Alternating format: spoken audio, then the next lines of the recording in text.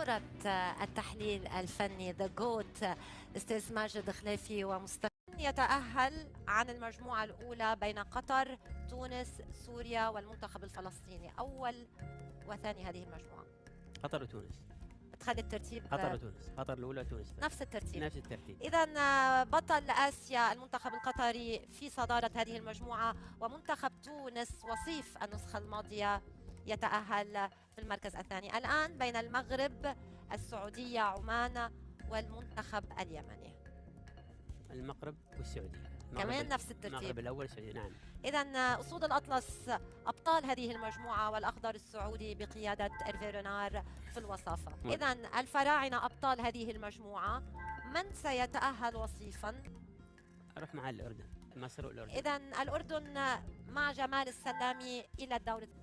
الآن المجموعة الأخيرة حاملة اللقب تصطدم بالعراق، البحرين والسودان. أول هذه المجموعة الجزائر بطلة لهذه المجموعة.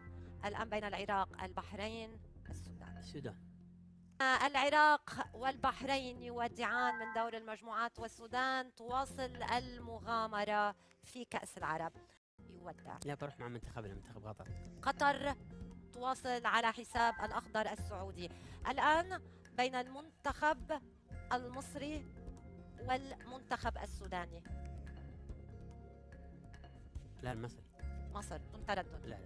مصر تواصل ومنتخب السودان يودع. الآن قمة شمال إفريقيا بين منتخب المغرب المتوج بطلا لأمم إفريقيا للمحليين، وتونس التي تمتلك سجل مع المنتخب المغربي. إذا وصيف النسخة الماضية المنتخب التونسي يودع البطولة من الدور الثاني، وأسود الأطلس يواصلون الرحلة.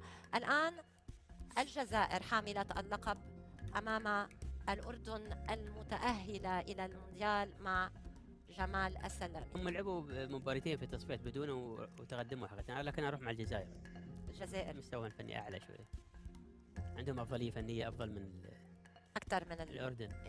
إذا محاربو الصحراء إلى النصف النهائي لمواجهة المنتخب المغربي. يبقى الآن بين قطر ومصر.